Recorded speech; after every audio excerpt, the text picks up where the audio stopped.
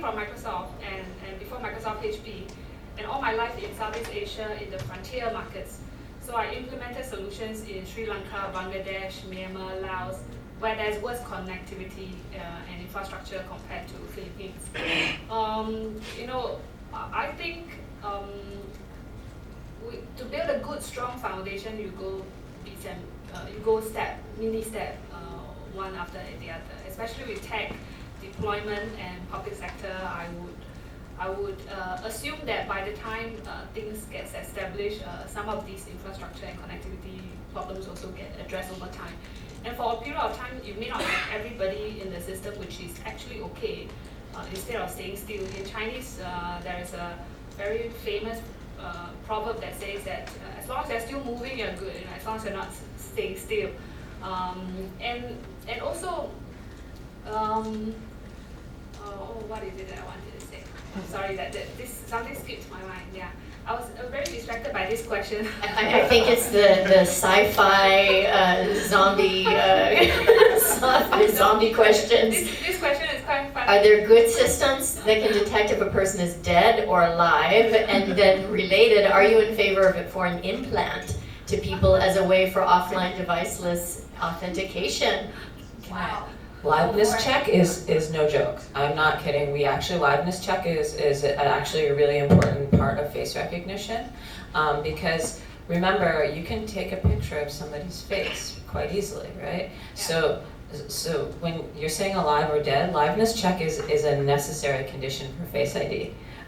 So it's not a weird sci-fi zombie question. It is actually very, very central to Face ID, and I'm sure you can talk more about it. We have technologies to check if that person is alive or dead, and also if that person is wearing the fabricated mask like Charlie's Angels or not. Actually, we did it.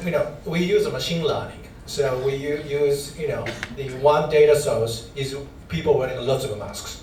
And actually, NEC asked the Hollywood artists to create this fabricated mask, and we did testing, and we did this high-resolution video and so on. So liveness test, there is a software that it can test, but it's always a fight against cyber criminals. So they are smart too. And also, I should mention I have an identical twin. great. So you have to test against that as well. Yes. So you have to be good with identical twin too. And also, I think when you talk about, liveness, I had the request we got some requests from some government that some dead people are getting lots of pensions. Like somebody like over 120 years old is still getting a pensions in rural. So they really want to check if that person is dead or alive. So that's there is a real need, I think. No, at heart, really made a lot of progress. An implant? No, definitely no implant. This liveness check, sometimes I feel that when you adopt technology, you want it with a lot of ease of use, right? And therefore people want to just smile at the camera and you want it to recognize you within seconds, right?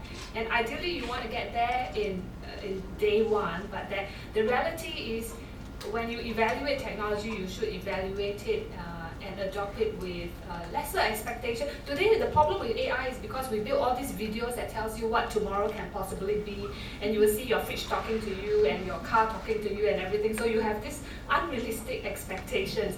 But with what we work with the banks, may not be very sexy, but it's very necessary. With liveliness, we ask the person, you have to follow instructions. You have to blink your eyes, you have to open your mouth, you have to stick out your tongue, And then in China, we even have one version that we say you have to do a hand signal.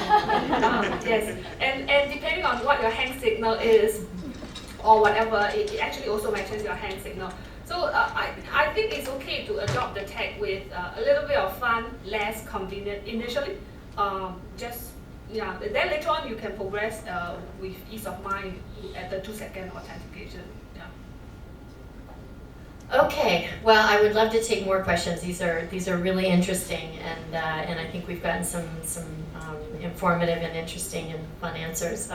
But we're just about out of time, so I just want to capture on a few issues or summarize a few points that were made. I won't capture them all because we covered quite a lot of ground. But I think it's critically important to establish the uniqueness of us as individuals, and there's a number of different ways to do it, and it needs to be done in a safe, secure way, and how that data is collected, where it's stored, how it's stored, and who has access to it are all important questions to answer. In terms of KYC, it's important that we have a good definition of what is Know Your Customer and how are you going to verify that, and in terms of the regulator and in terms of the financial institution, individuals. The question that I kept talking about was this, this digital ecosystem, the different roles that the different players have to play. It's certainly government has a role to play in private sector. They're not necessarily different priorities or different goals, but it's important that everyone talks together and understands what are the concerns from both sides. And I think that's really important as you have more use cases and more solutions that are being brought to solving problems and challenges in people's lives. And this idea, for people, we want transactions, either payment or financial or accessing healthcare, whatever it is, using that unique ID. We want it to be easy, secure, safe, and we want scalable solutions. And of course, this issue of user rights. There is a core set of principles, as Bob pointed out, and so we do have some guidelines that have been developed around this space, and it's important, I think, to refer to that, and that we don't rush into solutions.